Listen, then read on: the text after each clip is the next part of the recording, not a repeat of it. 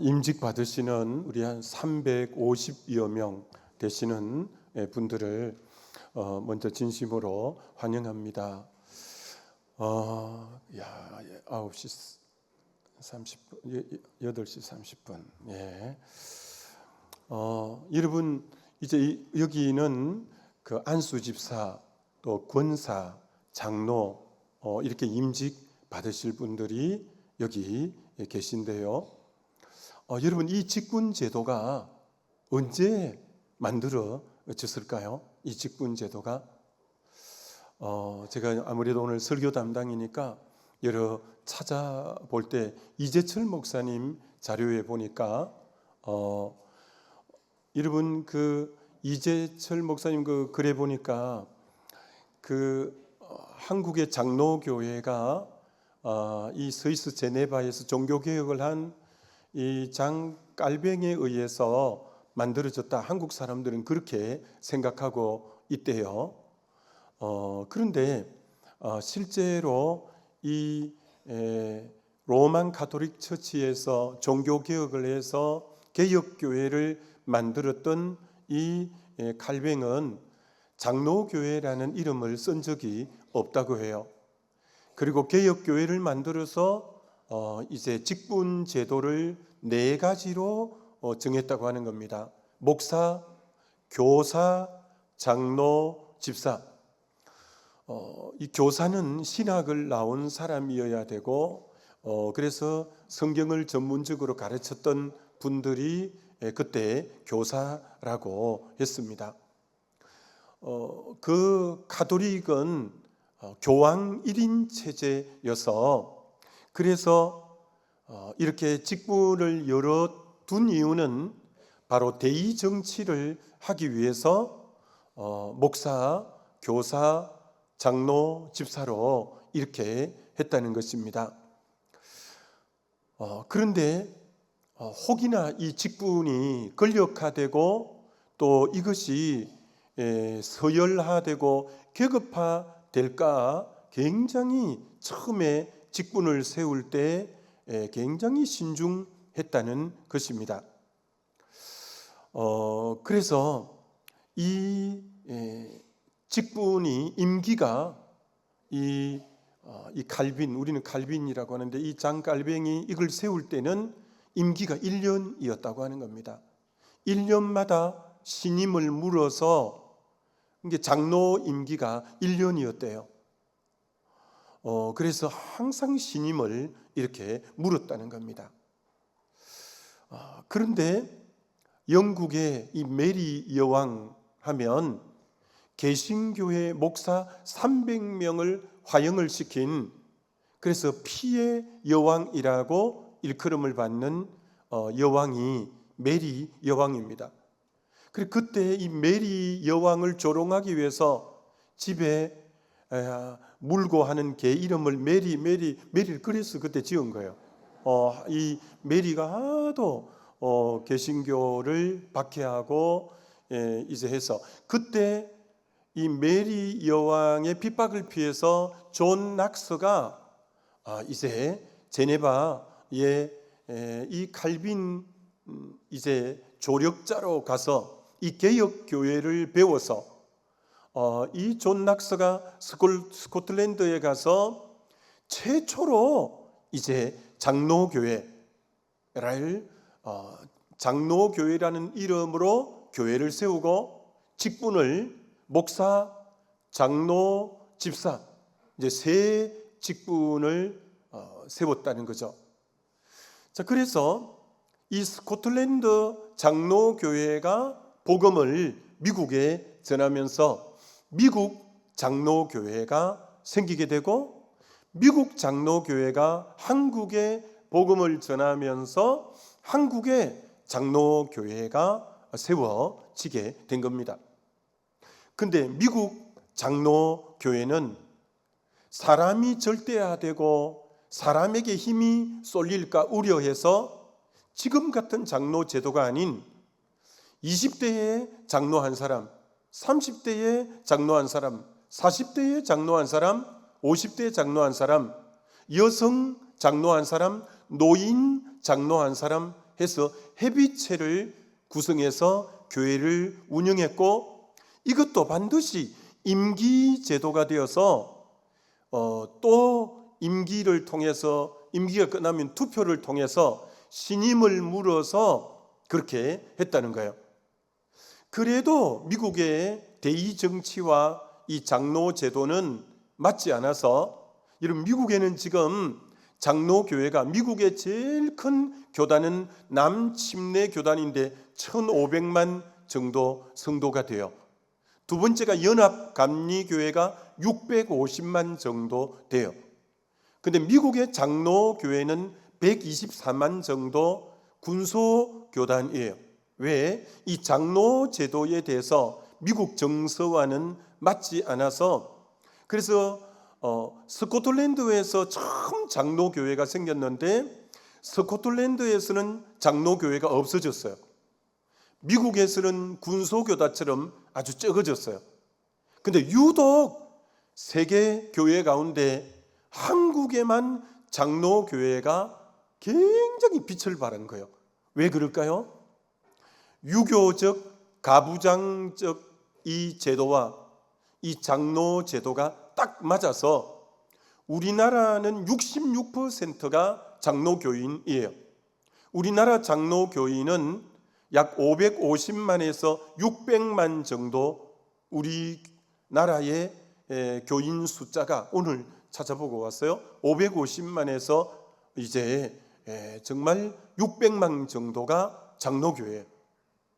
장로교회는 이단이 나타나도 이름을 장로, 한국에는 장로교회 간판을 달아야 뭐가 되어서 우리나라의 장로교단이 300개 정도 된대요. 장로교 자체도 정확한 장로교회 숫자를 알 수가 없대요.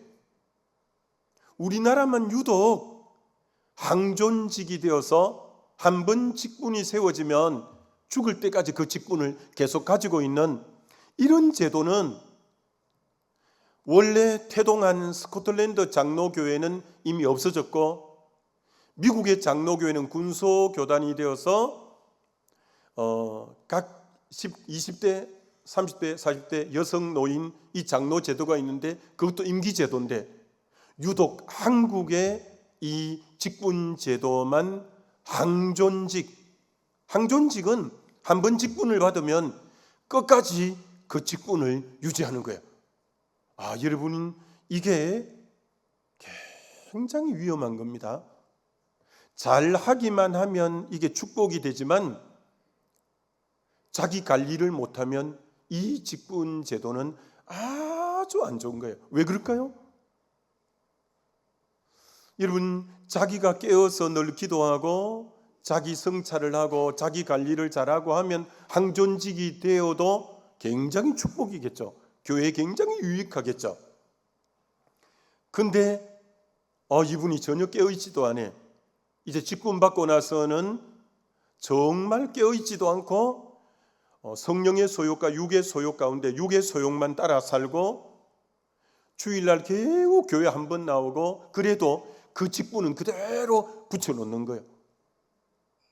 그리고 여러분이 이 항존직을 오늘 여러분이 이제 이번에 받게 되는데, 여러분이 정신 바짝 안 차리면 이 항존직은 축복이 아닐 수가 있어요. 오늘 여러분이 정신 바짝 차리고 오늘 이 말씀을 들어야 될 필요가 있어요. 원래 침례교회나 감리교회는 장로 제도가 없었어요. 감리교회는 권사만 있고 이랬어요. 근데 연합회 활동을 하다 보니 이 장로가 없어갖고는 영 막 여러 교회에 갔는데 뭐가 안 되는 거예요.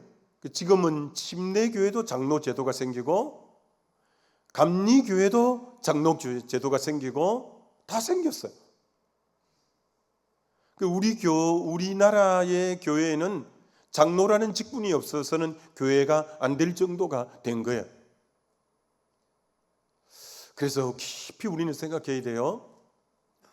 지금 이 제도를 우리가 어떻게 하자 이렇게 지금 오늘 하는 자리는 아니지만, 여러분이 하나 꼭 명심해야 될 것은 지금 여러분이 안수집사, 권사, 장로는 이제 올해 임직을 할 거예요. 우리 교회 같은 경우는 4월 12일 4월 둘째 주에 임직식이 있는데 그 임직식을 하면 정식으로 장로, 권사, 안수집사가 돼요. 그럼 그 직은 항존직이에요. 그건 이분이 교회를 빠지든 뭐 엉망으로 살든 관계없이 특별한 그게 없이 그 직을 계속 유지하는 거예요. 자기가 자기를 관리하지 않으면 이 직은 절대 복이 아니라 본인에게 화가 되는 자리가 이 직이에요. 여러분은 오늘 이 직을 무조건 받는다고 마냥 좋아할 게 아니라 자기 관리 잘 안 하면 이 직분이 하나님의 영광을 다 가리게 되고 그렇게 되니까 여러분이 정신을 바짝 차리고 이 직분을 여러분이 받아야 된다라는 거예요. 그럼 목사도 마찬가지죠. 목사도 한번 목사가 되면 항존직이잖아요. 근데 저는 목사가 된 것이 참 감사하다고 생각해요. 왜냐하면 한번 목사가 되면 어떤 의미 죽을 때까지 목사 항존직인데 목사는 그래도 어떤 의미로 컨트롤하는 부분이 없잖아 있는 거예요. 누가 컨트롤 안 해도 매일 주일 설교가 은혜가 안 돼 봐요. 아이고 맨날 은혜가 안 되네 막 이런 말 하죠. 그리고 1년마다 사무총회를 할 때 교회 부흥이 안 되고 계속 재정을 깎아먹고 만약에 부흥이 안 돼 봐요. 저 목사를 계속 두어야 되나 말아야 되나 막 고민하고. 그렇기 때문에 목사는요, 제도는 항존직이라도 끊임없이 어떤 의미로 테스트를 받고 있고 점검을 받고 있으니까 강제적인 어떤 무엇이 없어도 끊임없이 자기를 절제하고 어떻게든 말씀에 집중하고 어떻게든 기도에 집중하고 어떻게든 영성이 있으려고 하고 어떻게든 교회를 세우려고 하기 때문에 전 그래서 제 직분에 아주 만족하면서 저는 뭐 방심할 틈이 없잖아요. 눈 뜨고 나면 또 새벽기도 또 갔다가 오지.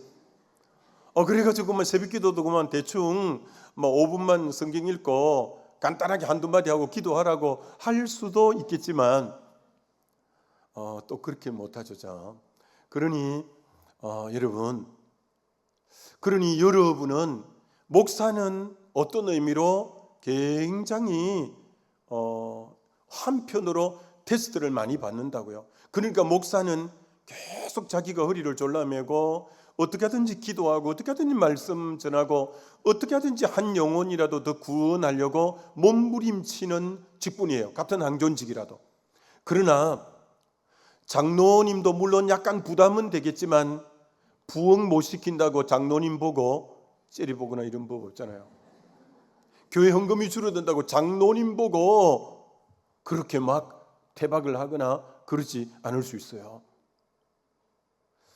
그 누구도 장로님에게 왜 그렇게 신앙생활 합니까? 라고 터치하는 분들이 없어요. 권사님도 마찬가지예요. 안수 집사님도 마찬가지예요. 그래도 안수 집사님은 앞으로 장로님이 될 기회가 있으니까 조금 그래도 또 허리를 약간 졸라맬 수는 있어요. 근데 이제 장로님이 된 분들은 이제는 목사 될 것도 아니고 그러니까 자기가 자기를 정말 깨어 근신하지 않으면 여러분 왜 학생들이 학교에 시험을 보느냐면 시험을 보기 때문에 학생들이 공부를 한다고요. 그래서 중학교에서 고등학교로 또 고등학교에서 대학 입시 때문에 얼마나 공부합니까? 그 대학생이 된다고요. 대학생이 요새 취업이 힘드니까 얼마나 공부해요. 이게 성장해 가는 거예요. 근데 항존직이 딱 되면 더 이상 테스트가 없는 거예요. 시험 안 봐요. 장로님 요번에 이제 임직 받는 건 내일 장로 시험은 볼 거예요. 내일 지나고 나면 이제 시험 안 봐요. 여러분, 이건 굉장히 한국 교회의 이 직분 제도는 자칫하면 사실 한국 교회 전체를 굉장히 잠들게 할 수 있는 제도라는 것을 여러분이 인식해야 돼요. 누구도 지금 이 제도가 안타깝다고 생각하지만 바꾸어야 된다고 생각하고 있지 못해요.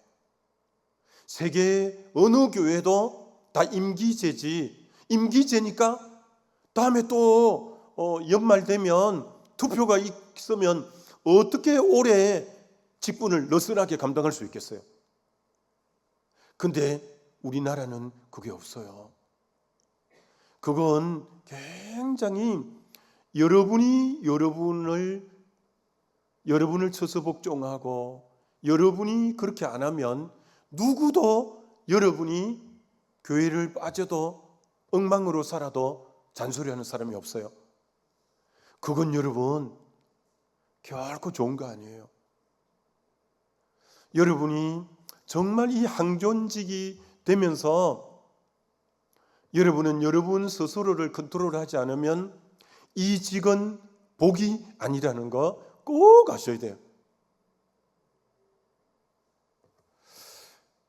할 말은 많으나 하여튼 본론으로 들어가야 돼서 하여튼 여러분은 알게 모르게 힘이 주어져요. 직분이 들어가면.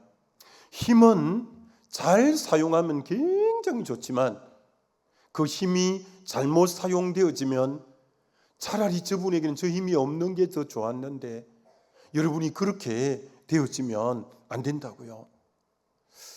하여튼 여러분이 이 항존직이라는 이 한국교회에 지금 엄청난 이 제도의 이 문제가 있다는 거 여러분이 인식해야 돼요. 여러분이 인식하고 여러분이 진짜 장로다운 장로, 권사다운 권사, 안수집사다운 안수집사로 여러분이 주 앞에서 근신하면서 세워져 안 가면 누구도 여러분을 컨트롤하지 못해요. 그래서 아주 이 직분은 한편으로 잘하면 복이지만 그렇지 않으면 정말 하나님께 영광 가리고 하나님께 대적하고 정말 교회를 엉망으로 만들 수 있는 부분도 있다는 것 알고 이 항존직이라는 것이 나에게는 더 이상 테스트가 없다는 것, 나에게는 더 이상 나를 어떤 돌아볼 그것도 없다는 것 여러분이 잘 알고 이 직을 마냥 좋아만 해서 될 일이 아니구나, 철저하게 깨어 있어야 되구나, 이런 부분 하여튼 잘 여러분이 생각하시면 좋겠고, 자 지금부터 본론인데 6가지만 짧게 말씀드립니다. 자, 첫 번째 스크린에 한번 보여드립니다. 자, 여러분이 이제 임직을 오래 받으시는데 꼭 지금 명심하시면 사역보다 사귐이 우선입니다. 여러분이 이제 사역자로 뽑았어요. 안수집사로 교회를 섬기라고, 권사로 교회를 섬기라고, 장로로 교회를 섬기라고 사역을 위해서 일꾼을 세워요. 그러나 사역자는 절대 사역이 앞서면 안 돼요. 여러분은 주님과의 사귐이 앞서는 여러분이 깨어 있어야 돼요. 깨어 있어야 돼요.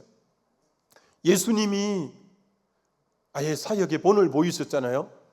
예수님은 새벽 오이른 미명에 한적한 곳에 가서 늘 사귐을 먼저 하고 사귐 가운데 아버지의 음성을 듣고 그날 사역의 방향을 결정하고 언제나 사귐이 먼저고 그 다음 사역을 해갔던 거예요. 마르다 마리아가 예수님이 베다니촌에 예수님이 그 집에 들어왔을 때 마리아는 예수님의 발 앞에서 주의 말씀을 청종하고 발 앞에 앉았지만 마르다는 부엌에 들어가서 음식 준비, 섬김, 사역을 먼저 하려고 했어요.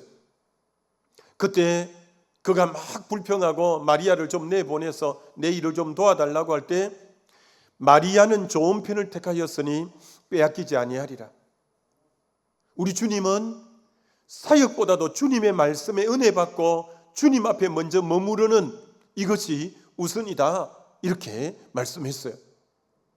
마가복음 3장에 예수님이 원하는 사람 12제자를 부르고 맨 처음 자기와 함께 있게 하시고 그 다음 전도도 하고 귀신을 내쫓는, 전도하고 귀신 내쫓는 것보다 먼저는 자기와 함께 있는, 주님과 함께하는 사귐이 언제나 먼저였어요. 하나님이 엘리야를 갈멜 산상에 바알 선자, 아세드로 선자 850대 1의 영적 대결을 하기 전에 그리 시내가에 가서 숨어서 주님과 독대하면서 주님과의 사귐의 시간을 깊이 가졌어요. 여러분, 사도행전이 3,000명, 5,000명 허다한 제사장과 기부인들과 이 부흥이 쫙 되어져 나가잖아요. 사역이 먼저인 것 같지만 사도행전에는 철저한 사귐이 먼저예요. 1장에 열흘 동안 저녁 기도에 힘쓰고 2장에 42절에 성령 충만 받고도 교제하고 떡을 떼고 기도에 전혀 힘쓰고 3장의 제9시 기도 시간에 베드로와 요한이 기도하러 성전에 올라가고 4장에 일심으로 소리 높여 기도하되 천지의 대주제시여 저들의 위협함을 하감하옵시고 담대히 복음을 전하게 하시고 손을 내밀 때마다 병든 자가 낫게 하시고 표적과 기적이 예수 이름으로 일어나게 하옵소서. 빌기를 다음에 모인 곳이 진동하고 그들이 다 성령 충만했더라. 또 기도하고 그렇게 주님과의 사귐을 앞서갔는데 이 교회가 초대교회 예루살렘 교회가 기도를 등한히 했어요. 5장의 기도가 안 나와요. 6장의 기도가 안 나와요. 기도가 없으니까 5장에 아나니아 삽비라 부부가 헌금을 얼마를 감추다가 적사하는 난리가 났어요. 6장의 헬라파 가부들이 구제에 빠진 것 때문에 불평과 원망이 일어났어요. 그때 12제자가 정신을 바짝 차렸어요. 구제를 균등하게 하지 못해서 일어난 문제가 아니라 우리가 본질적인 기도와 말씀에 전무하지 못해서 이런 잡음이 일어났다는 걸, 본질을 놓치고 이제 비본질적인 게 우선했더니 이런 문제가 발생했다고 하면서 다시 이들이 본질로 돌아갔어요. 7장에 스데반이 죽으면서도 기도하고 8장에 빌립이 사마리아 복음 전하는데 사도들이 내서 기도하니 성령이 임하고 9장에 아나니아 제자가 사울에게 기도하니까 눈의 비늘이 벗겨지고 10장에 고넬료의 기도와 구제가 상달되고 12장에 밤새도록 기도하니까 감옥에 있는 이제 베드로를 하나님이 천사를 통해 끌어내주고 13장에 금식하면서 주를 섬겨 금식할 때 성령이 가라사 때 바울과 바나바를 따로 세우라고 빌립보 감옥에 들어가서 먼저 바울이 한 것은 기도처가 어디 있는가 기도하러 먼저 가고 얼마나 사도행전의 놀라운 부흥은 철저하게 기도하는지 몰라요. 여러분이 이제 올해 장로님이 되고 권사님이 되고 여러분이 안수집사님이 돼요. 여러분은 어떤 사역을 열심히 하리라 라는 것보다 먼저 주님 앞에 기도하는 기도가 먼저 선행되어지시기를 주님의 이름으로 축원합니다. 죄송해요. 저는 83년도에 제가 대학교 일반대학 8일학번인데요 81년도 처음 교회를 나갔고요 83년 대학 3학년 때 제가 공대를 다녔는데요 83년도에 성령 체험을 했어요. 83년도 성령 체험하고 지금 2026년이니까 43년 성령 받고 주님이 콜링하고 부른 그때부터 지금까지 43년째예요. 근데 그때부터 제가 새벽에 무릎을 꿇으면 언제나 무릎을 펼 때는 7시 반에서 8시 43년간을 그렇게 해왔어요. 오늘 새벽에도 마찬가지고 앞으로 주님이 부르시는 그날까지 언제나 새벽에 그 기도를 놓친 적은 없어요. 여러분이 직분자로 개교회 일꾼으로 지금 세워질 건데 어떤 사역보다 여러분이 사역보다 사귐인 주님 앞에 깨어 기도하는 여러분 되시기를 다시 한번 주님의 이름으로 축원합니다. 가능한 한 여러분 새벽기도 다 하게 되시기를 주의 이름으로 축원합니다. 우리는 이번에 신년 특별 새벽기도회 했는데 많은 분들이 나왔어요. 그래서 우리는 새벽기도 현장에 나오는 분들이 한 400여 명, 유튜브로 거리가 멀리 떨어져 있는 분들은 다 못 나오니까 400여 명, 그래서 한 800여 명이 항상 그 시간에 같이 새벽기도 드려요. 근데 이번에 신년 특별 새벽기도하고는 100여 명 정도가 더 불었어요. 여러분, 정말 우리 기도해야 돼요. 교회는 기도 가운데 세워지는 거예요. 다시 한번 여러분이 직분자로 세워지는데 어떤 것보다 기도가 앞서게 되시기를 주님의 이름으로 축원합니다. 여러분, 누가복음 15장에 큰아들, 둘째 아들 얘기만 많이 들었잖아요. 탕자라고. 근데 큰아들이요, 동생이 집 나갔다가 돌아온 그날도 밭에 가서 일하고 올 정도로 사역에 열심히 있는 사람이에요. 오늘 한국교회 큰아들 같은 사람 많습니다. 일을 너무 열심히 하는 거예요, 교회 일을. 근데 아버지 마음은 하나도 몰라주는 거예요. 동생이 돌아온 거 하나도 기뻐하지 않는 거예요. 여러분, 교회 사역만 열심히 하고 기도 안 하면 아버지 마음을 몰라요. 잃어버린 영혼에 대한 애절함도 없어요. 그리고 얼마나 고집스럽고 얼마나 깐깐하고 얼마나 사람이 자기 주장만 하고 얼마나 사람이 인색하고 그런지, 여러분이 기도 가운데 주님의 임재가 없이는 사역에만 능한 직분자가 되면 갈수록 성격이 깐깐하고 인색하고 쫀쫀하고 고집스럽고 개팍스럽고 거칠고 또 뭐 나쁜 말 없나, 그렇게 되는 거예요.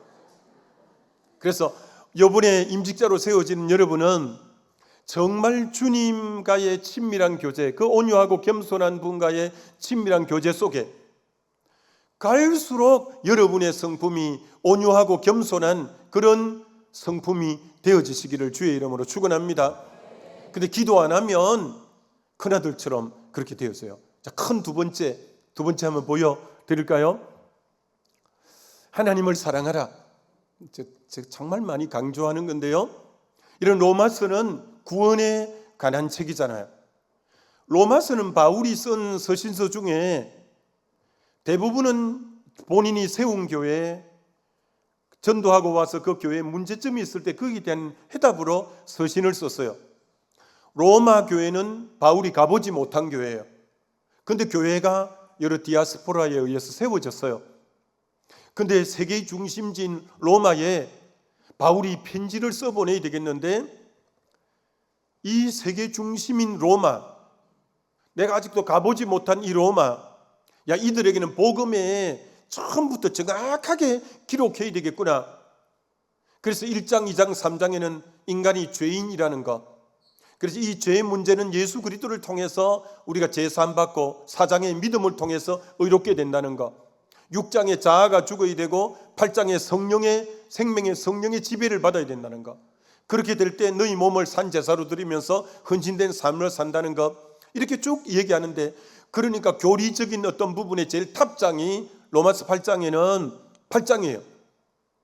로마서 8장에 왔을 때 8장 28절에 생명의 성령이 그를 사로잡을 때 뭐라고 불러주느냐면은 하나님을 사랑하는 자라고 불러줘요. 이번에 권사로, 안수집사로, 장로로 세움받는 분들은 여러분의 이름 앞에 대명사가 하나님을 사랑하는 자라는 일컬음을 듣는 여러분이 되셔야 돼요. 로마서 8장 단계에 가서 여러분이 로마서 8장 28절을 잘 외우잖아요. 하나님을 사랑하는 자, 곧 그 뜻대로 부르심을 입은 자들에게는 모든 게 합력해 선을 이룬다 할 때 하나님을 사랑하는 자라고 말해주는 것은 로마서 8장이에요. 로마서 8장에는 어떤 상태에서 하나님을 사랑하냐 하면은 죄가 예수 믿어 의롭게 되고, 그 다음 자아가 로마서 6장에서 죽고 8장에서 생명의 성령이 완전히 그를 사로잡을 때만이 하나님의 사랑하는 자라고 해요. 여러분이 자아가 날마다 죽고 성령이 여러분을 지배함으로 여러분 마음에 마음 다하고 뜻 다하고 힘 다하고 성품 다해서 하나님 사랑하는 마음으로 가득한, 그래서 여러분을 일컬어 저분은 하나님을 사랑하는 자다, 이렇게 일컬음을 받는 여러분 다 되시기를 주의 이름으로 축원합니다. 정말 그래요. 여러분이 하나님을 사랑해야 사랑해야 로마서 8장에 그리스도로 말미암아 넉넉히 이기느니라, 이기는 자가 돼요. 이기는 자가 얼마나 중요하냐면 계시록 2장 3장의 7교회에 하나님이 상을 주는 사람들은 에베소 교회 중에 이기는 자에게는 내가 이제 생명나무 실과를 주겠다. 4대 교회에 이기는 자에게는 내가 힌도를 주겠다. 내가 라오디게아 교회 중에 이기는 자, 하나님은 그 교회 안에 이기는 자에게만 하나님이 선물을 주신다는 거야. 하나님이 놀라운 상급을 주신다는 거예요. 여러분이 교회에 다니는 것만으로 안 돼요. 여러분이 교회에 다닐 뿐 아니라 예수 이름으로 죄가 사함받고 그리고 자아가 매일 죽고 성령의 지배받음으로 하나님을 사랑하는 자가 될 때만이 여러분은 이기는 자가 될 줄 믿습니다. 여러분, 이번에 임직 받으시는 여러분들은 이기는 자 다 되어지시기를 다시 한번 주의 이름으로 축원합니다. 여러분, 하나님이 저에게 이거 가을에 깨우쳐 주신 적이 있어요. 옛날 몇십 년 됐겠죠. 성령의 불 받고 제가 코스모스를, 꽃 중에는 제일 좋아하는데 어느 날 코스모스를 보고 있는데 그렇게 하나님의 음성이 들리는 것 같은 거예요.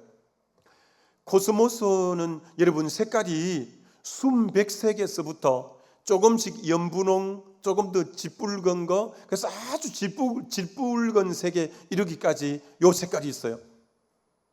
근데 하나님이 저에게 묻는 것 같은 거예요. 넌 어떤 색깔 같냐? 근데 이렇게 깨달아져요. 죄인이 예수 믿어서 흰 눈처럼 양털처럼 되는 것은 순백색의 코스모스 색깔처럼 되는 거다.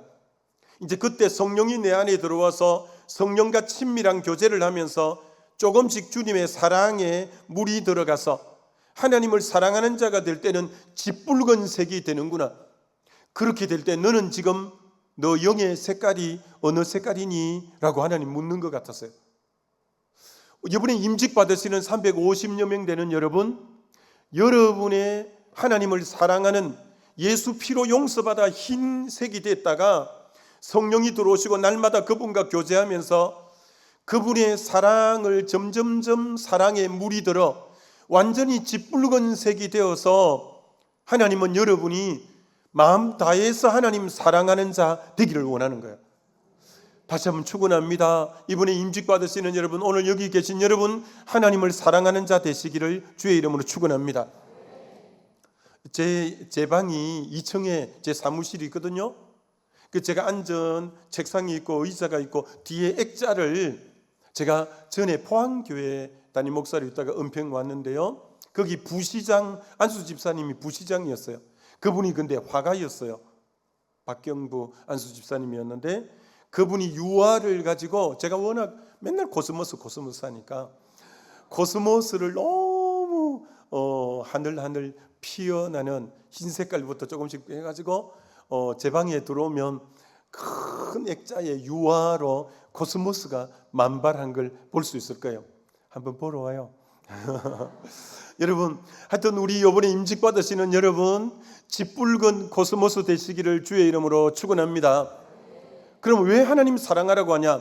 여러분, 하나님 사랑하면 여러분의 가정에, 일터에, 교회에 일어나는 모든 일이, 이런저런 일이 일어나도 로마서 8장 28절 하나님을 사랑하는 자에게는 모든 것이 합력해 선을 이룬다고 했어요. 전 하나님이 이거 일찍 깨우쳐 주셨어요. 여러분이 어떤 가정에, 일터에, 건강에, 교회에, 어디에 문제가 발생하면 문제 안으로 뛰어가면 안 되고 하나님 앞으로 달려가야 돼요. 그래서 하나님과 나 사이에 사랑의 관계가 잘 돼 있는가를 보고 여러분이 하나님과의 관계성에서 사랑의 관계가 잘 돼 있으면 일어나는 모든 문제는 나중에 합력해 선이 됨으로 기결되어질 줄 믿습니다. 그러니까 여러분들 엄청난 삶의 비결이에요. 내 삶에 어떤 문제가 일어나도 내가 하나님과 나 사이에서 사랑의 관계가 잘 정립되면 그 문제는 결국 합력해 선이 되는 모습으로 기결되어질 줄 믿습니다. 그래서 여러분이 하나님 사랑하는 인격이 너무 중요한 거예요. 하나님 사랑하면 동남풍이 불든 북서풍이 불든 결국은 합력해 선이 되는 역사가 일어날 줄 믿습니다. 그래요. 지난해 우리 교회에 조금 어려운 일이 있었는데 참 우리 장로님들 또 우리 권사님들 다 훌륭하고 해서 그 어려운 시기를 견뎌 나왔어요.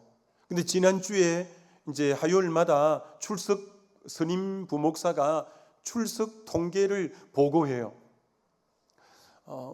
우리 교회는 이제 출석이 청장년이 지난 화요일 날 보니까 3,018명이 청장년이 모인 숫자고, 교회 학교가 한 600여 명, 유튜브가 860명.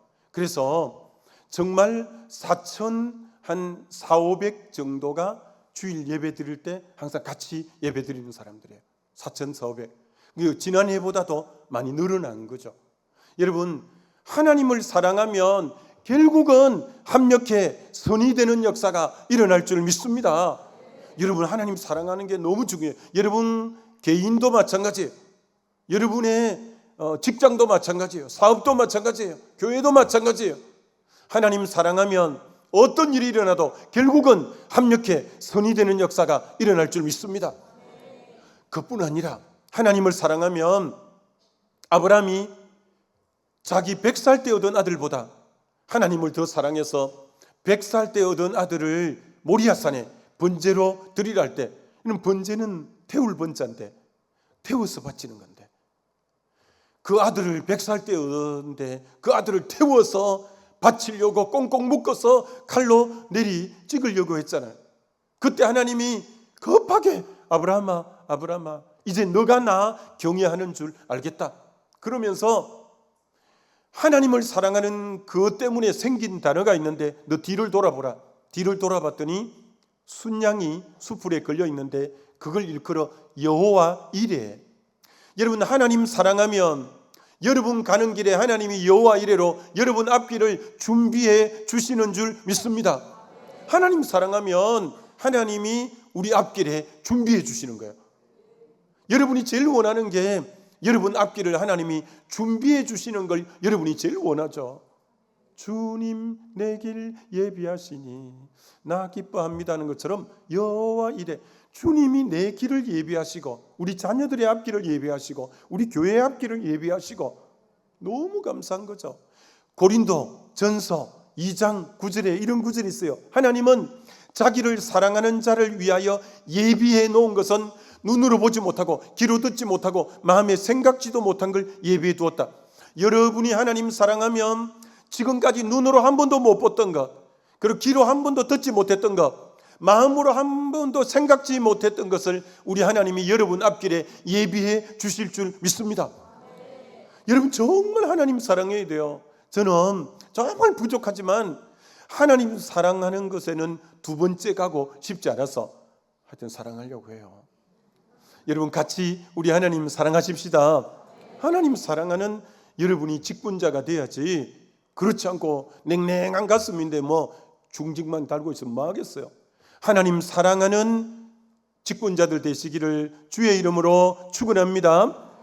그 다음 세 번째, 여러분이 직분자가 되면 가지치기 하라, 옛사람을 처리하라. 여러분이 이제 중직자가 되어지는데 여러분들이 그럼 가지치기를 해야 돼요.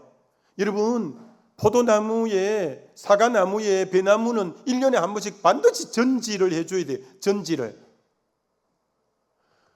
가지가 한 4, 50개가 이렇게 뻗어나가요. 그러면 한 8개, 7개 정도를 놔두고 다 잘라내야 돼요.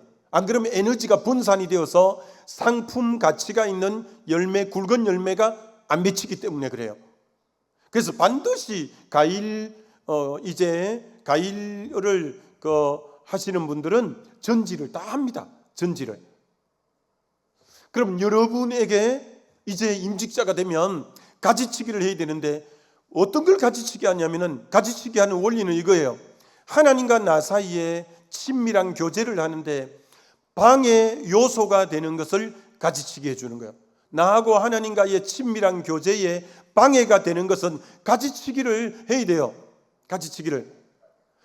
내가 주님 앞에 기도하는데 이 유튜브 쏟쳐 보는 게 너무 내가 마음을 빼앗기고 시간을 뺏긴다. 안 그런 것처럼 딱 보고 있지 말고요. 한국 사람들이 지금 제일 시간을 많이, 이 신문에 나온 거예요. 제일 시간을 많이 빼앗기는 게 유튜브 쇼츠래요. 평균 한국 사람 2시간 이상씩 소치를 본대요. 그럼 뭐 여러분도 뭐 한국 사람이니까 여러분도 이 유튜브 소처처럼 요즘 그 시각을 자극하게, 근데 봐봐야 크게 도움되는 거 없어요. 그러니까 여러분이 정말, 그래서 노라고 말할 줄 아는 그리스도인은 헨리 클라우드 교수가 쓴 책 이름이에요. 여러분이 이거 주님과 나하고 친밀한 교제하는 거, 이거 방해하는 것은 노라고 해야 돼요. 집사님 카페 잔잔합시다. 이게 주님 성경 내가 보고 오늘 내가 전도하고 이러는데 이게 방해가 된다 싶으면 노라고 할 수 있어야 돼요. 노라고. 오라는 데 다 가고 가자는 데 다 가고 먹고 싶은 거 다 먹고 하고 싶은 거 다 하고 보고 싶은 거 다 봐갖고는 옳은 일꾼 안 돼요. 옳은 일꾼 안 돼요. 어떤 분이 그렇게 이제 아까 그 이재철 목사님 한국교회 목회자들을 막 비난하는 영상을 올렸던데, 목사들이 맛집은 다 알고 있고 목사들이 물 좋은 데는 다 알고 있고 막 썼던데, 난 잘 모르는데 난 뭐 맛집이 어디 있는지 물 좋은 데가 어디인지 맨날 너무 처박혔으니까 장로님들이 제발 좀 코에 바람이라도 좀 쓰이라고 나보고 그러는데, 하여튼 여러분, 바쁜 목사는 나쁜 목사다. 그것도 제가 한 말이 아니에요. 바쁜 목사는 나쁜 목사 되기 쉬워요. 너무 말씀 앞에 앉아있고 기도의 자리에 앉아있고 영혼들 돌보는 데 앉아있지. 왜 그랬어? 하더라더니 그러면 되겠어요? 근데 목사만 그런 줄 아세요? 장로님들이 됐으면, 권사님들이 됐으면, 안수 집사님들이 됐으면 말씀 앞에 앉아있고 기도의 자리에 앉아있고 영혼 구원하는 데 앉아있어야 될 건데, 어떻게 허구한 날 그 카페에 그 몇 시간을 그리 보내고, 어떻게 하여튼 그만난다. 그만합니다만, 여러분 가지치기 하셔야 여러분이 바른 중직자가 될 수 있어요. 여러분이 정말 이 직분다운, 여러분 답다는 말처럼 아름다운 게 없잖아요. 저분은 진짜 목사답다. 저분은 장로답다. 저분은 권사답다. 저분은 안수집사답다. 여러분 다 이분의 임직 받으시는 여러분 답다라는 말 여러분이 다 듣게 되시기를 주의 이름으로 축원합니다. 그러려면 여러분 가지치기 잘해야 돼요. 가지치기. 제가 부흥회를 자주 다니잖아요. 15년, 17년 전부터 부흥회를 오라는 데에서 그래도 한 번만 가요. 한 번만, 딱 한 달에 한 번만 가는데, 근데 어디 갔더니 장로님이 언제 나 식사 대접을 하고 또 자기 집에 꼭 가재. 그래 갔는데 보여줄 게 있대. 뭘 보여주시려고 그러냐. 세계의 희귀한 우표를 다 모으신 거야. 그래서 목사님 이거는 진짜 세계 한두 장밖에 없는 거라. 그러시냐고. 이분은 돈도 뭐도 에너지도 전부 우표 수집하는데 인생을 다 써서 내가 보니까. 그런데 나는 나도 그래도 성경을 제법 많이 봤는데 돈으로도 못 가지만 우표로도 못 가는데, 이분은 우표 모집에 에너지를 다 쓴 거예요. 돈도 다 쓰고 시간도 다 쓰고 각 나라마다 특별 우표 나오면 다 비싸게 하고. 이분이 나한테 보여준 이상 나에게 사명이 있다는 생각도 들더라고. 장로님, 내가 그냥 한 잔 보고 이게 귀하군요. 귀하군요 하고 이제 끝에 차 한 잔 하고 일었을 때 돼서는, 그때 장로님 우표 갖고 천국에 가지고 갈 건 아니지 않겠습니까?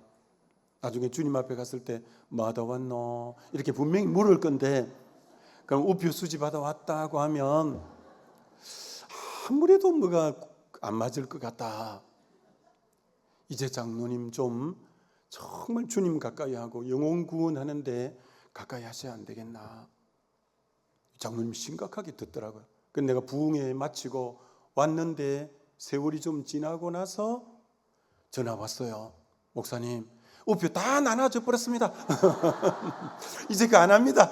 이제 하여튼 여러분 중에서 너무 적당한 취미생활은 괜찮죠. 그러나 너무 중독이 되다시피 해서 주님 생각도 안 날 정도로 올인해 있는 그런 부분들, 여러분 이번 직분을 받은가 동시에 이제는 주님 사랑하고 어떻게 하든지 영혼 구원하고 기도하고 말씀 묵상하고 이런 데 매진해야 되니까 여러분이 오늘 말씀 듣고 내가 가지치기 해야 될 부분이 뭔가, 여러분이 오늘 다시 한번 축원합니다. 가지치기 하기를 주의 이름으로 축원합니다. 여러분, 조수미, 세계적인 성악가 조수미에 대한 글이 조선일보에 실렸는데, 조수미는 세계적인 명성 있는 성악가잖아요. 자기는 목을 보호하기 위해서 찬물을 절대 안 마신대요. 찬물을, 목을 보호하기 위해서. 그리고 자기는 그 오페라 하고 나면 많은 사람들이 모였는데, 그러면 보통 끝나고 나면 파티를 한대요. 자기는 지금까지 파티를 2번인가 가보고 거의 안 갔대요. 왜? 너무 가로를 하면 다음에 목소리가 바로 안 나오기 때문에 목을 보호하려고 파티를 거의 안 갔대요. 그리고 굉장히 유명한 이런 데서 섭외가 들어와도 자기 목소리와 음결이 같지 않는 것은 가감하게 노라고 한대요. 자기가 지금 자기를 지킬 수 있었던 것은 철저하게 가지치기를 했다는 거예요. 아니, 성악가도 그런데 우리도 마찬가지예요. 여러분이 정말 옳은 권사, 옳은 안수집사, 옳은 장로 되려면 우리 주님 사랑하는 것 외에 좀 많이 내려놓을 부분들 이번에 다시 내려놓게 되시기를 주의 이름으로 축원합니다. 4번째, 이거 여러분이 꼭 하셔야 돼요. 4번째, 내가 죽고 예수로 살아야 된다. 여러분, 내 자아를 나는 날마다 죽노라가 임직자들에게 물어봅니다. 저게 성경 몇 장 몇 절일까요? 나는 날마다 죽노라. 알면 진짜 물 한 잔 드려요. 나는 날마다 죽노라가 우리 임직자들만 몇 장 몇 절일까요? 고린전서 15장 31절인데 헬라어로 보면 현재 시제예요. 헬라어에서 현재 시제를 쓰는 것은 계속, 반복, 지속을 나타낼 때만 현재 시상을 써요. 이게 날마다 죽노라는 것은 계속 반복이니까 또 죽어, 오전에도 죽고 오후에도 죽고 계속 죽어야 돼요. 계속. 여러분이 여러분의 자아를 계속 쳐서 복종시킬 때만 성령이 나를 지배하고 나를 쓸 수 있기 때문에 여러분의 자아가 계속 안 죽으면 안 돼요. 그럼 특별히 자아를 죽여야 될 포인트가 하나 있는데, 그때가 언제냐면 이때예요. 자, 이건 여러분 교회 가서 잘 적용해야 돼요. 가정에서도 누가 내 마음을 막 이렇게 자존감을 확 상하게 하고 정말 기분이 나쁘게 할 때, 화를 낼 딱 타이밍일 때 주여 십자가를 바라보면서 나는 그리스도와 함께 죽었습니다 하면서 그때 화를 딱 안 내면 자아가 죽었다는 표시예요. 근데 그때 욱욱 해버리는 인간은 자아가 벌벌 살아있는 거예요. 그러면 안 돼요. 여러분은 꼭 이 말을 명심해야 됩니다. 여러분이 교회에서 열심히 하면 화날 때가 있을 거예요. 아주 누가 막 마음을 이렇게 기분 나쁘게 하고 아주 자존심을 짓밟고 이럴 때가 있을 거예요. 그때 화낼 타이밍에 십자가 딱 바라보면서 나 누구누구는 예수와 함께 죽었지 하면서 그때 화를 딱 안 낼 때 저 사람 자아가 죽은 거 맞구나 알 수 있어요. 근데 화를 삑삑 내면 아이고 저 인간 아직도 벌벌 살아서, 여러분 그러면 안 됩니다. 그래서 이번에 임직자 되는 여러분들은 가정에서, 일터에서, 교회에서 막 누군가가 나를 비난하고 헐뜯고 자존심을 막 이렇게 해서 화낼 그 타이밍일 때 십자가 딱 바라보면서 화를 내지 않으므로 자아가 늘 죽게 되시기를 주의 이름으로 축원합니다. 제가 그 포항에 있을 때 저 성락교회 원로 목사 이제 돌아가셨는데 박태희 목사님이 우리 여기 임영건 장로님하고 서울신대 후원의 이 목사님과 장로님들이 예고도 없이 이제 오셨어요. 그랬더니 박태희 목사님 예배 드립시다. 그런데 내가 예고도 없이 와서 이 할아버지 목사님이 좀 야속하다 속으로는 그랬는데, 그러면서 이제 박태희 목사님이 오셔갖고는 이제 설교를 쭉 하잖아요. 그래 유목사 그래 목회 잘한다는 얘기 들었어. 그래 많이 뭐 부흥했다고 막 어디서 샀더니 근데 이렇게 말했잖아요. 그분이 한 말입니다. 난 뭐 그런 말 못하는데 목회하다 보면 장로들 중에 그 인간 가짜는 것들 많거든. 그분이 그러더라고. 그분이 그래서 난 또 그런 줄 알았지. 가짜는 것들 많거든. 그 당회할 때 막 기분 나쁘게 하고 속을 부르킬 때 그때 같이 싸우면 쫓겨나. 나보고 그러니까 쫓겨나. 그러면서 이분이 뭐라고 하냐면은 그때 막 열받치게 하면 화장실에 한번 갔다 와. 화장실에 한번. 그러면 화가 싹 가라앉는다는 거야. 그래서 제가 화장실 몇 번 갔다 왔잖아요. 이런 굉장히 중요한 말이에요. 여러분 가정에서, 여러분 교회에서 누가 아주 이렇게 마음을 막 이렇게 할 때 절대 맞받아치면 지는 거요. 그때 여러분이 찬바람을 한번 씌우고 화장실을 한번 다녀오고 심호흡을 한번 크게 하고 예수님이 그렇게 하잖아요. 막 이런 여자는 율법에 돌로 치라 했다고 할 때 예수님이 대꾸를 안 하고 가만히 앉아서 바닥에 뭘 쓰고 그 흥분된 마음이 가라앉게끔 조금 여유를 두잖아요. 그러니까 그들이 막 흥분돼서 막 대응을 해야 뭐 싸울 맛이 났긴데 그러니까 가만히 뭐 앉아갖고 조용히 뭐 써니 뭘 써나 해서 보고 있다가 그들이 흥분이 많이 가라앉고 있을 때 싹 일어서더니 그래 너희 중에 죄 없는 자가 먼저 돌로 치라 할 때 이제 그들이 말씀을 받아들일 차분함이 있었던 거예요. 그래서 나이 많은 사람부터 젊은 사람까지 다 떠나간 것처럼 여러분이 누가 팍 간다고 같이 팍 가면 교회가 늘 막 우크라이나 전쟁도 아닌데 불꽃이 나고 그러면 안 돼요. 여러분이 자아가 죽은 사람은 누군가가 굉장히 화가 나가 할 때 그때 십자가 바라보면서 잘 참고 견디게 되시기를 주의 이름으로 축원합니다. 그 다음 5번째 몇 번째까지 할 거예요? 6번째까지 할 거예요. 자 이제 덕 있는 말을 해야 돼요. 덕 있는 말. 자 저는 여기 계신 여러분 대부분의 지금 삶의 속속들이를 잘 모르잖아요. 근데 정확한 건 하나 있어요.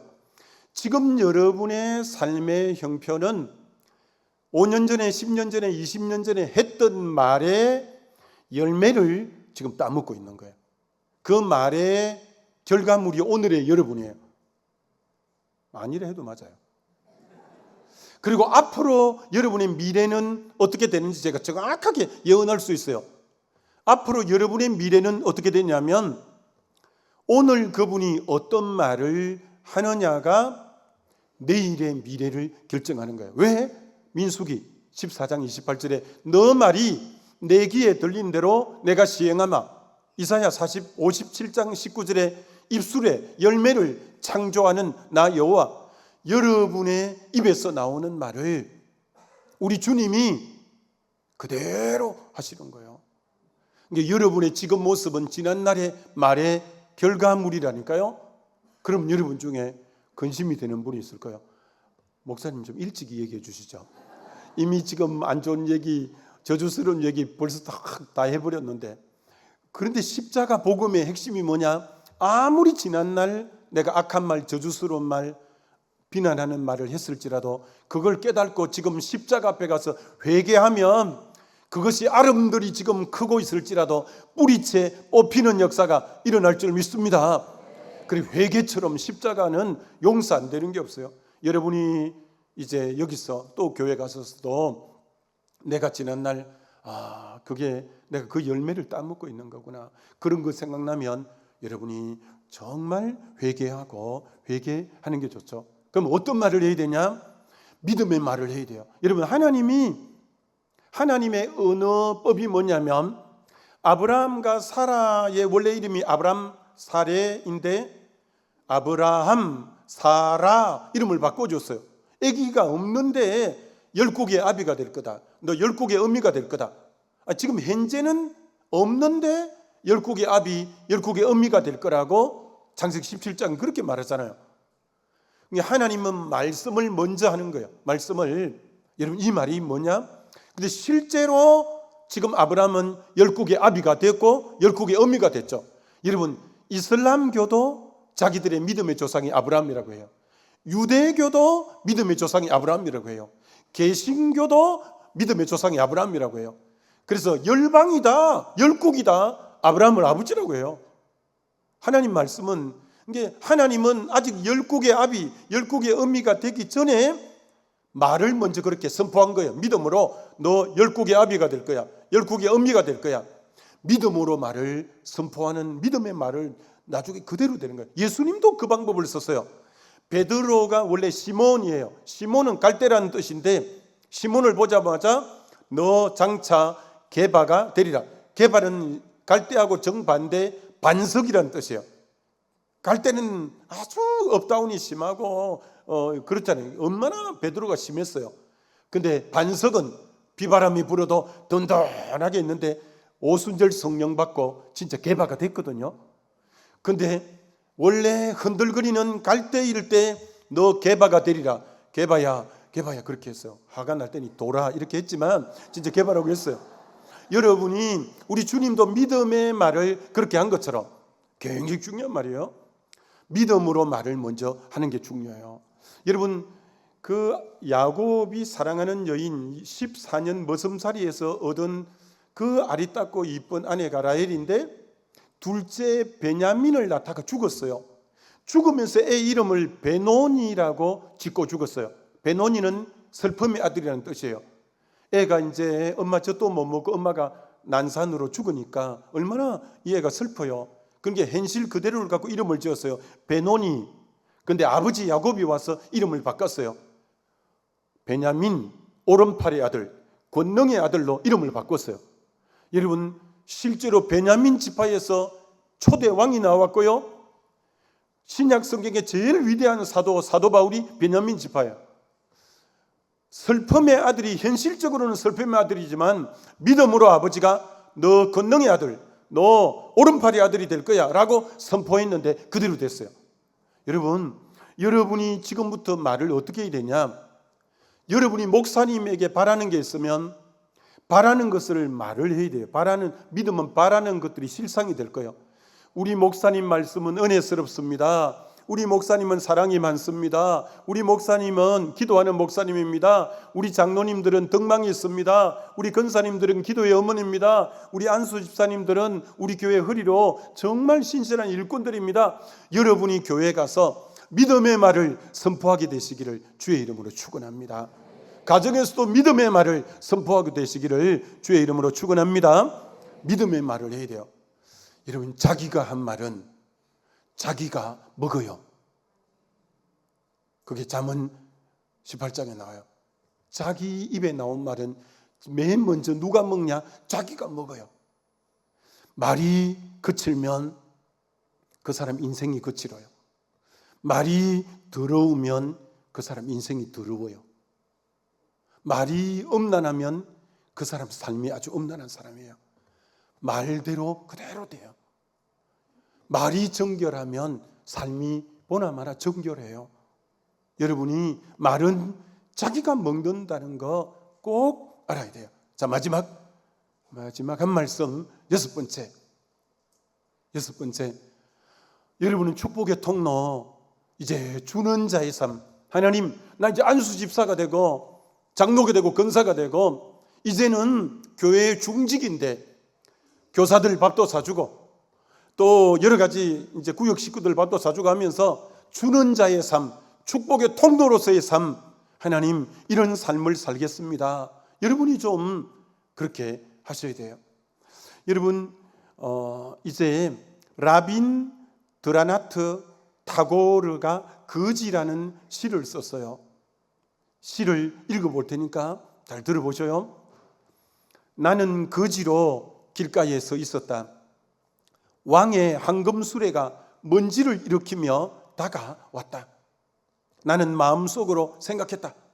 오늘은 왕에게 무엇을 얻을 수 있겠구나. 근데 왕이 수레에서 내려 내 앞에 서서 물었다. 너는 나에게 무엇을 줄 수 있느냐? 너무 거지가 깜짝 놀란 거예요. 거지 건성, 이 백이지 거지 건성이 있어갖고 뭔가 얻을 거라고만 생각했지 자기는 누구에게 주어야 된다는 생각은 한 번도 한 적이 없어. 그래서 왕의 행차하시니까 빛과 번쩍한 왕의 행차가 자기 앞에 서면 뭔가 이 불쌍한 거지에게 뭘 줄 거다라고 생각했는데 전혀 예측을 깨고 왕이 자기 앞에 다가오더니 너는 나에게 무엇을 줄 거냐라고 묻는 거예요. 너무 당황스러워 갖고 주머니에 손을 찔러 넣어 갖고 뭐가 있는가 보았더니 거지니까 아무것도 없고 밥을 먹다가 어떻게 밥풀 하나가 딱딱하게 있는 게 손에 깔짝깔짝 잡혀. 그래서 드릴 거 없고 주머니에 딱 깔깔깔깔 걸리는 게 밥풀 하나, 밥알 하나라서 임금님 죄송합니다. 이것밖에 드릴 게 없습니다라고 드렸어. 임금님이 그걸 받고는 이렇게 떠났어요. 그대로 읽어봅니다. 주머니를 더듬었다. 가진 것이라고는 밥알 하나뿐이었다. 마침내 그 밥알 하나를 왕에게 드렸다. 해가 질 무렵 나는 내 자루를 틀어보았다. 밥알 하나가 작은 금조각이 되어 있었다. 그때 나는 울었다. 아, 내가 가진 전부를 드렸더라면 그게 다 금이 됐을 건데 밥알 하나만 줬기 때문에 그것만 금이 된 거야. 너무 원통한 거야. 자, 여기서 우리에게 던지는 메시지가 뭐예요? 오늘 얼마나 많은 성도님들이 교회에 와서 주님 앞에 막 달란 말이야. 막 달란 마리아가 얼마나 많은지 아세요? 맨날 막 달란 말이야. 주님 앞에 얼마나 달라고만 하는지. 그러지 말고 이제 중직자가 됐으면 안수 집사, 권사, 장로가 되었으면 주님 나를 구원하시고 이렇게 귀한 직분까지 주셨는데 제 삶을 드리고 제 물질을 드리고 제 시간을 드리고 제 재능을 드리고 드리겠다는 자세로 여러분이 살아가시면 하나님이 여러분을 축복하실 줄 믿습니다. 드려야 돼요. 이제는 항상 뭘 받을까 보다도 내가 무엇을 주님께 드릴까 생각하셔야 돼요. 제가 이제 우리 교회 온 지가 8년째인데요. 이제 말씀을 마무리해 봅니다. 제가 우리 교회에 와서 여러 가지를 이제 좀 변화를 했는데 그 중에 하나가 뭐냐? 임직자를 그 전에는 세울 때 임직 헌금을 다 하게 했어요. 장로가 되는 분에게 3천만 원. 우리 장로님들 잘 들어요. 3천만 원이에요. 그리고 권사와 안수 집사가 되는 분에게는 300만 원씩 다 이렇게 임직 헌금을 다 받았어요. 근데 아무리 저는 뭐 전에 있던 교회도 그랬고 마음에 평강이 없어서 그걸 없애겠다고 장로님들에게 말씀을 드렸고 우리 장로님들도 흔쾌히 목사님 뭐 기뻐하시는 대로 하세요. 그래서 임직 헌금을 10원도 받지 않았어요.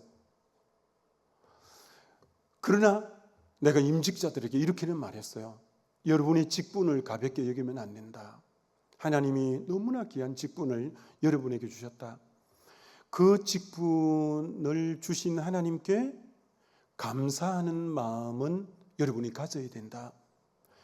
그렇다면 여러분이 감사하는 마음만큼 주님 앞에 예물을 교회에서 3천만 원, 300만 원 누가 냈나 안 냈나 이거 아니라 여러분의 마음에 성령께서 여러분이 기도하다가 주님 앞에 드리고 싶은 마음이 있으면 좀 드려봐라 이렇게 했는데 우리 장로님들하고 깜짝 놀란 거예요. 왜? 그 제도를 없앴는데 이제는 마음에 우러나는 대로 성령이 감동하는 만큼 하라고 했는데 마치 그 제도가 있을 때하고 헌금이 들어온 게 거의 차이가 안 나고 들어온 거예요. 지금 임직 2번인가 3번인가 했는데 그때마다 다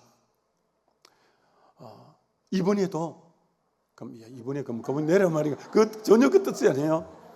그 뜻이 아니고 또 아닌 것도 아닌 것도 아닌데 자 근데 이제 그러나 중요한 거는 뭐냐? 여러분이 개교회 돌아가서 직분을 가볍게 생각하면 안 돼요. 하나님의 은혜에 감사하는 마음으로 여러분이 하나님 앞에 마음껏 감사해 보는 것은 굉장히 필요해요. 그래서 우리 장로님들이 믿음이 좋아갖고 올해 우리가 프로젝트 중에 케냐에 방송국을 세우기로 했어요. 그래서 그 방송국 세우는데 3억이 드는데, 근데 3억이 들자마자 어떤 한 분이 1억 5천을 헌금을 했어요. 나머지는 뭐 갖고 할 거야 하니까 임직헌금 들어오면 그래서 내가 장로님에게 믿음도 좋습니다. 내가 이러는데 하여튼 우리는 혹 임직헌금이 들어오면 케냐 방송국 세우는데 이제 쓰긴 쓸 거예요.